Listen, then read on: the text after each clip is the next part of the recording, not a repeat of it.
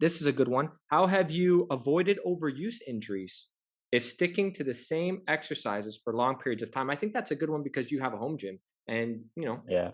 I think Yeah. that could be Yeah, actually my a exercise good question. selection, it's like I don't change out too frequently. But I mean, I have lately, like, and not just like I think too, let me go with this route. So a lot of people look at my training, they go, okay, this guy's been doing the same movements for so long. How is he not getting banged up? I'm not perfect. I do get banged up. Sometimes I do get those repetitive usage injuries. I try to change things out and stay ahead of the curve, but we're all human. Sometimes, it's just, oh shit, it just crept up. Now I'm achy. Then you have to, of course, modify. But we can look at not just exercise selection, but also like just nuance of a specific movement. So just simple as like, hey, let me move my elbow in on that row.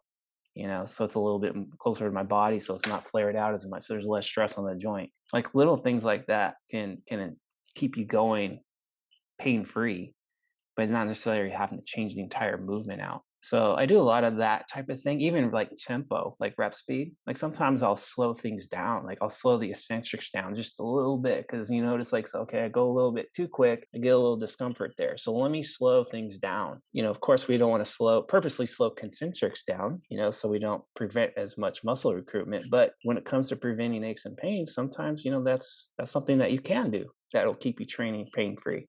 So little things like that, I tend to do. A lot of that can be instinctual too, just on how things feel. Like, oh shit, that kind of hurts. Let me move my arms, or let me change my foot position. On a RDL or something like that. But just in general, I think switching movements out. Maybe once a month, once every month, once every third month, something like that, to try to stay ahead of the curve, kind of makes sense. I think in the past I used to be like, okay, we need to stick with these movements as long as possible so we can really get the form and technique down and then progress, be able to increase load or reps on it, which I still have some belief in that. But I think, again, like rotating them out, especially if you're well versed with exercise form, I think you can switch them out a little more frequently. And to be honest, like we're talking like isolation movements, like cable curl, dumbbell curl, barbell curl, all these different types of curl variations. I mean, if you've been training a long time, like you can change those out probably every single session, and it's not going to matter as far as your progression because you're that well versed, you're that skilled. But someone who's newer or intermediate, it might make a little more sense to keep things in a little bit longer Hmm. to learn the So skill. gotcha, gotcha. Well, for what it's worth, you get excited when you see progress with a specific lift, and then before you know it, like you had mentioned, that's when things start to like when you go for that, hey, I jump it up 5 pounds, because and then you're actually doing great, and then the next workout, all of a sudden something creeps up on you because you've been doing that exercise in the exact same way for months on end, right? hmm Yeah, I mean, I like progress just as much as anybody else, but I've also come to the point where it's like I've been training for 35 years. There's a shelf life on everything.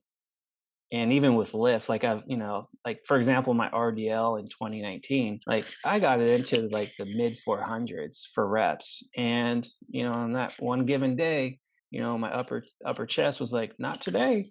And I got a Wow. little bit of a strain in my chest. Everyone's like, how'd you do that? I'm like, well, your chest is like firing, isometrically firing to, stabilize. And yeah, just that day, it didn't work. That was it.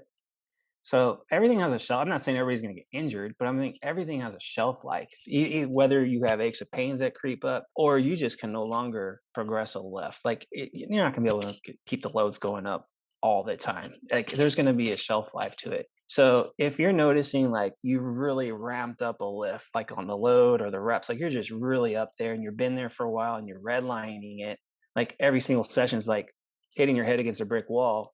Change the movement out because you're redlining. Like one, you're probably going to end up being frustrated. Like shit, I can't move this lift. I mean, you probably heard that many times. What do I do? How do I do this? How do I get it moving again? Well, just change the exercise out. One, you might be your joints and connective tissue might thank you, but then two, mentally it's refreshing because you're like, okay, so this RDL thing I'm doing now, let me do the hyperextension. So it's like resetting. Like, okay, now you're starting all over from scratch, and you get to work those progressions up again. So there's a couple different perspectives to look at, with rotating the exercises out.